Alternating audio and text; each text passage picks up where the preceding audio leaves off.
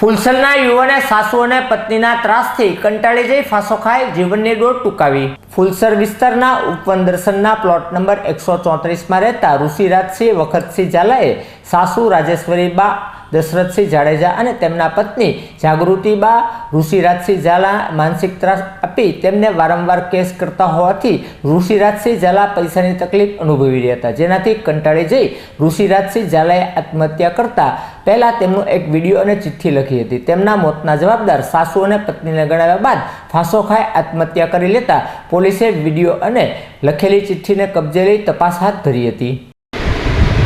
જય માતાજી। જે કંઈ પણ લખ્યું છે મેં પોતે લખ્યું છે, જે પણ કંઈ કરવા રહ્યો છું કરી રહ્યો છું તે બધું કારણ એમાં દર્શાવેલું છે।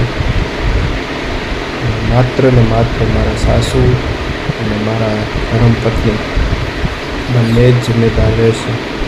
એ બંનેના આટલા બધા ત્રાસથી હું એટલો બધો કંટાળી ગયો છું કે વાત જવા દો।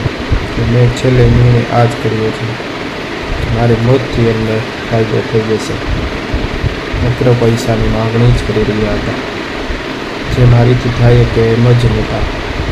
જેટલા થયા ત્યાં સુધી આવ્યા પણ એ એટલા બધા લાલચમાં આવી ગયા અને નકરા પૈસા જ કરે છે, જે મને ઘડીએ ઘડીએ કીધા કરે છે પૈસા ભર્યા, જે હું કરી શકું તેમ નહોતો છતાં મને હેરાન કરે છે।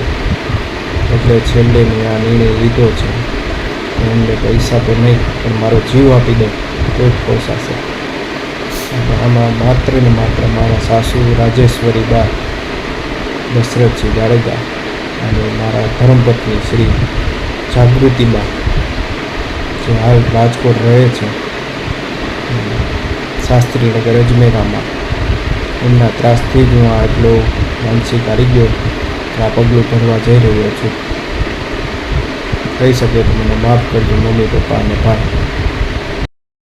શું નામ તમારું? ઝાલા મહિપાલસિંહ વખતસિંહ। શું ઘટના બનેલ છે? ઘટના બનેલ એવી છે કે આજના સાંજના 4 વાગ્યા આસપાસ છે ને અમે ઘરે કોઈ નહોતા, તો 5 વાગ્યાથી 6 વાગ્યા સુધીમાં મારા ભાઈએ આત્મહત્યા કરેલ છે, જેનું કારણ મારા ભાભી જે જાગૃતિબા ઋષિરાજસિંહ ઝાલા છે અને એમના સાસુ રાજેશ્વરીબા દશરથસિંહ જાડેજા, અને એમના ત્રાસથી અને એમના માનસિક અને શારીરિક રીતે મારા ભાઈને મેન્ટલી ટોર્ચર કરતા હતા, જેમાં એમ કહે છે કે પૈસા અમને ખાધા ખોરાકીને આપો, પછી અમે છૂટાછેડા માટે 25 લાખ રૂપિયા સુધીની માગણી કરેલી, જે અમે ના આપતા મારા ભાઈએ અંતે આ નિર્ણય લીધેલો છે અને એને આજ સાંજે આત્મહત્યા કરી છે। અને એમને મેં પોલીસ ફરિયાદ કરેલી છે, પોલીસે જલ્દી નિર્ણય લાવે એવી એમને અપેક્ષા।